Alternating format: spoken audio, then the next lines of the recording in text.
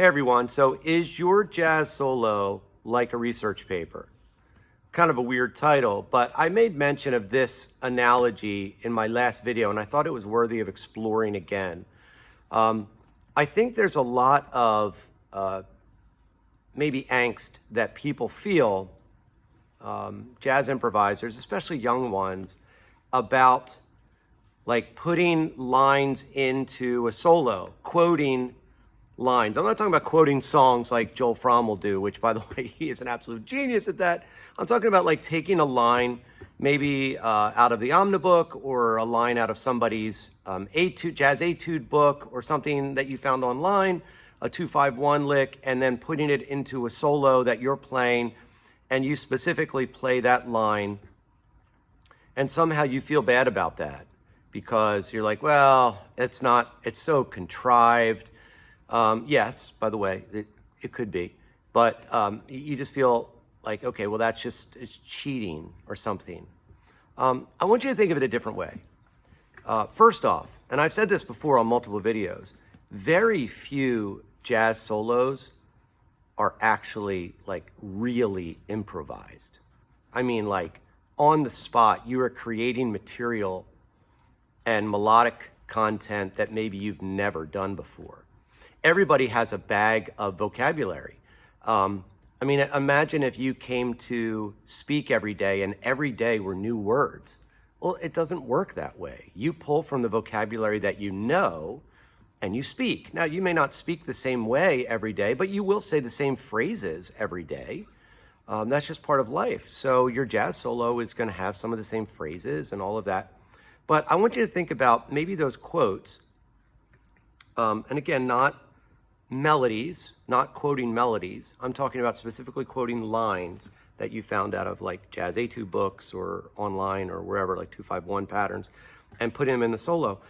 I think that's okay, because in the same way that in a research paper, if you have a topic, well, you are going to find material that backs up your thesis statement. Okay, so if you are writing a paper on artificial intelligence in the medical community, well, you're going to find research journals that will back up your point of view, and you're either going to quote them or you're going to paraphrase it, and then of course you'll annotate it, but you do that so that it confirms or affirms your thesis statement. Okay, so now if we think about your jazz solo, you're playing stuff, improvising, and then let's say you put in a 2-5-1 lick or somewhere that you've worked out. What that's going to do is going to confirm that how you're playing previously actually lines up with historically correct vocabulary. And there's nothing wrong with that.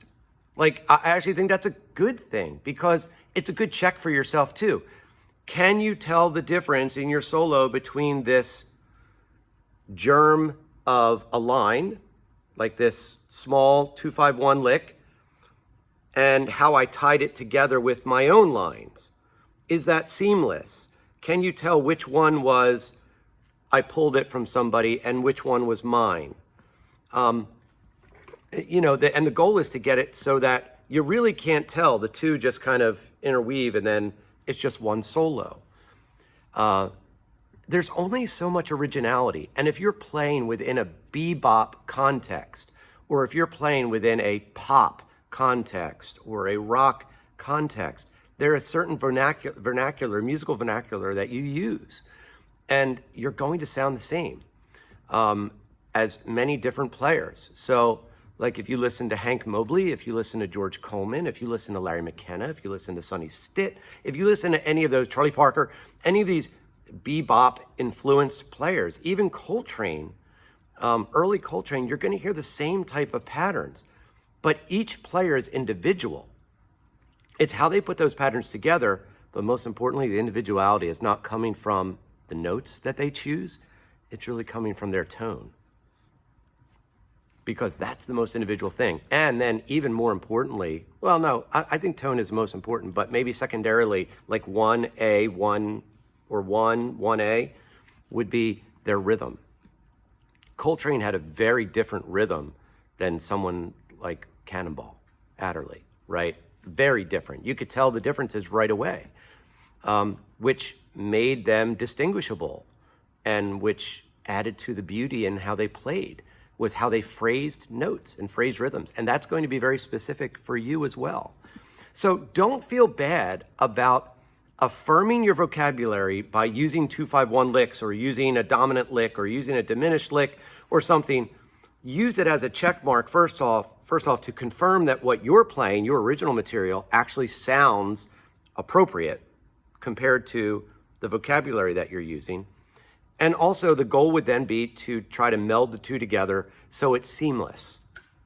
But yeah, I want to encourage you, use licks, put licks in. Not all the time, but use them because they are the vocabulary. They are your resource that's proving your thesis statement. Okay, that's how I think about it. Maybe that's a little abstract, but maybe that might free somebody to then work on this vocabulary. All right, hope this helps.